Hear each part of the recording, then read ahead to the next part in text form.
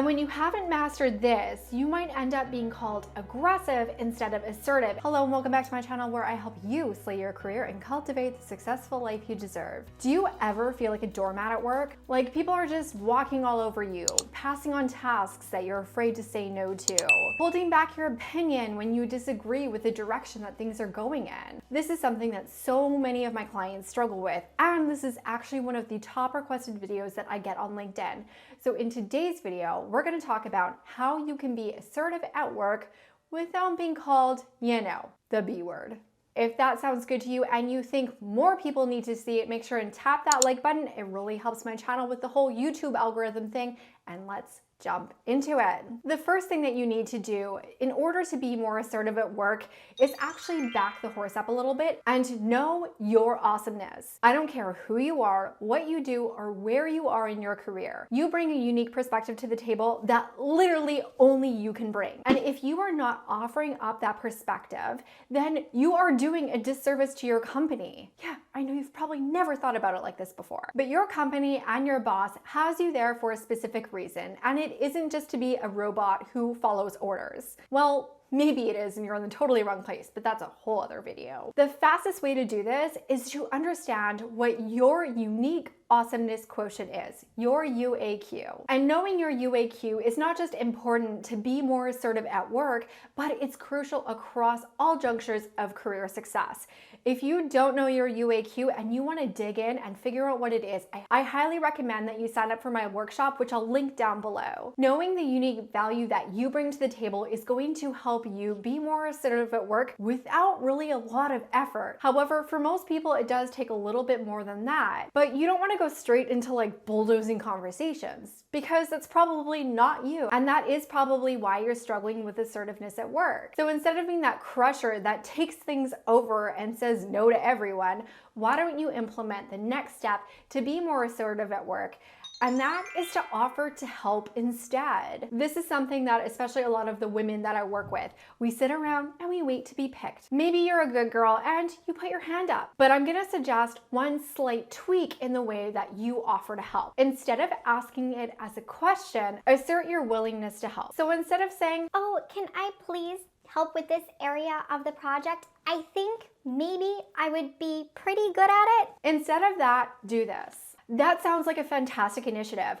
I'll take lead on this aspect of the project. One thing you might not be aware of is exactly how much people in management actually struggle with delegation. So you just offering to take it on and stating it as something that you are doing is going to really help take that pressure off of their plate and, eliminate the whole decision-making thing. Of course, if they have an objection, you can talk it out, but why don't you just cut a whole bunch of the fluff, stop asking permission, and just offer to help and give the value that only you can give. But before you go offering your help everywhere, you need to make sure that it does map back to your interests.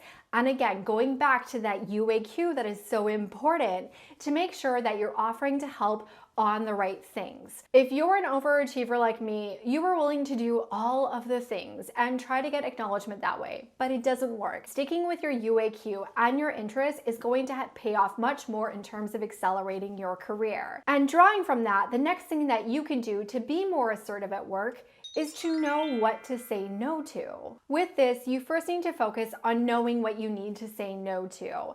And I do have a video that will help you figure out what should be in your no pile. I'll link it down below so you can check it out. But you also have to be confident when you're saying no. And again, know that the things that you're saying no to really means that you are saying yes to something else. There is easy and simple ways to say no. In fact, I can do a whole video, and if you are interested in digging in on the art of saying no at work, let me know in the comments. But I don't want to leave you on a lurch if you are having to say no to a task or a request at work from a coworker. You can simply say, "I'm not able to take that on at this time." Or if the request is coming in from your boss, what you can do is to ask them to assist you with prioritizing all of the things that you have going on.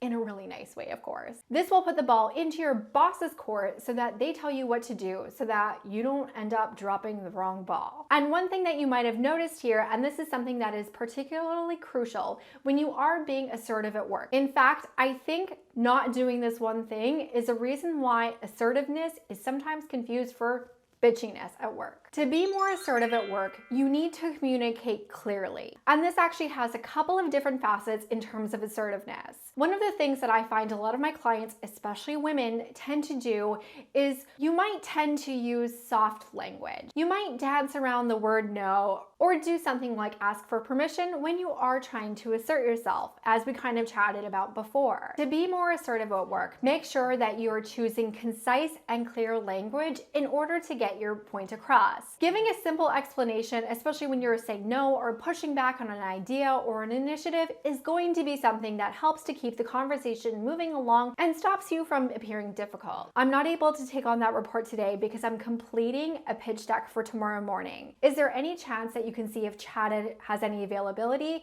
or if I can complete it after the pitch meeting tomorrow? See how I did that there? I gave an indisputable factual reason, but then I also gave them some options of different things that they could proceed with. So really, I'm being assertive. I'm holding my boundary about what I'm able to achieve in a day at work, but I'm also making sure that my colleague or my boss isn't going to be left in a lurch for that crucial report. On the other hand, and this is where we enter a great big sea of gray area. Sometimes no is a complete sentence. Sometimes you don't need to give the reason. For example, if you're being asked to work after hours and you have a personal conflict, you don't have to give that reason why. And sometimes giving the reason actually opens the debate when the debate shouldn't be opened up at all. And that's definitely way more than I can get into in this video, but I can tell you the more that you practice saying no, the more you're going to learn when you need to give the reason and when it's none of their business. Which leads me to my next tip to be more assertive at work.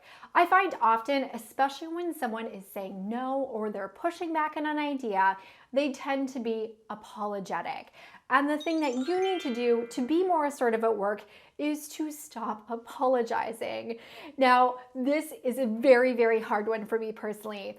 I'm Canadian. We apologize for everything. In fact, there's a law that says apologizing doesn't even mean that you're taking accountability because we just walk around saying sorry. But if you're not Canadian in Canada, this is something that you really do need to pay attention to. For example, when you're disagreeing with a colleague, have you ever said, "Apologies, but I don't really agree with you"? how's that for some assertive language? Instead of that, say this, "I disagree because," see?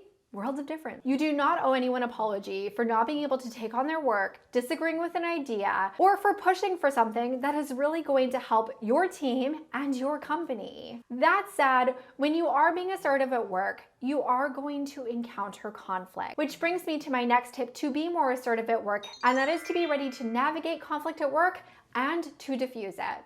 Now, I do have an entire video, which I'll link down below if you do want to deep dive. But when you do have conflict as a result of being assertive at work, the first thing and the most important thing that I need you to know is that's totally okay. Disagreeing or pushing back is uncomfortable for people, but conflict is necessary in order for us to get to the best possible outcomes. Think about it. If you have a difference of opinion and you don't fully explore the different opinions and hey, even the different options that you can draw from those different opinions, your company might end up with a ho-hum solution or a ho-hum direction instead of something exceptional that can actually be created as a direct result of conflict. One thing, without you having to jump and watch any other video, I want you to be really clear on though, when it comes to navigating conflict at work, especially when you're just starting to become more assertive at work, is to make sure that your conflict is based on facts and not on the person or their personality. Differentiating those two things is really key because as soon as something becomes personal, it becomes off the rail. And that's exactly what you want to avoid at work. And when you haven't mastered this, you might end up being called aggressive instead of assertive. And this is something that it's also very gendered. So this is another thing, especially if you're a woman watching this, I want you to be aware of, is that aggressiveness and assertiveness can sometimes be used interchangeably, even though they are two totally different things. Being assertive, especially being assertive as a woman at work, doesn't make everyone comfortable. If someone calls you aggressive,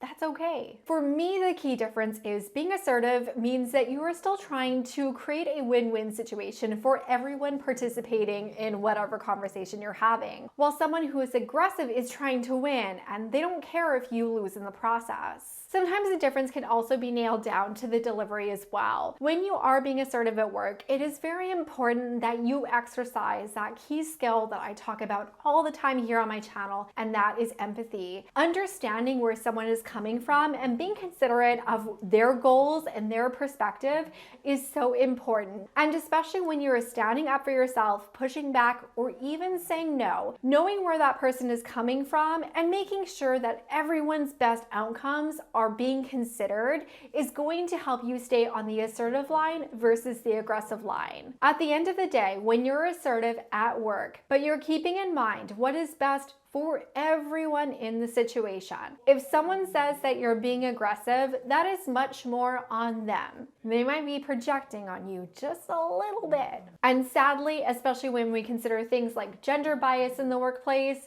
it sometimes is just a byproduct that you kind of need to be ready for and be okay with when it does happen. And that leads me into my most important tip to be more assertive at work, and that is to be confident AF. You cannot be self-conscious and be assertive at the same time. Like, try it. It is absolutely not possible. Remember that you deserve the seat at the table and that your perspective and your opinion matters. Your butt is in that seat for a reason, and do not forget that fact. In my next video, I'm going to be deep diving into how to be more confident at work, or at least how to appear more confident at work. If this is the exact video that you know you need in your life, make sure and click that subscription button and the notification bell so you know as soon as it goes live. In the meantime though, I do want you to prepare in case there is any conflict when you are assertive at work. Go and check out this video right now and it's gonna break it down for you. If you feel like this video helped you prepare to be more assertive at work, make sure and give it a thumbs up, share it with a friend who can use it in their life, and I will see you in the next video.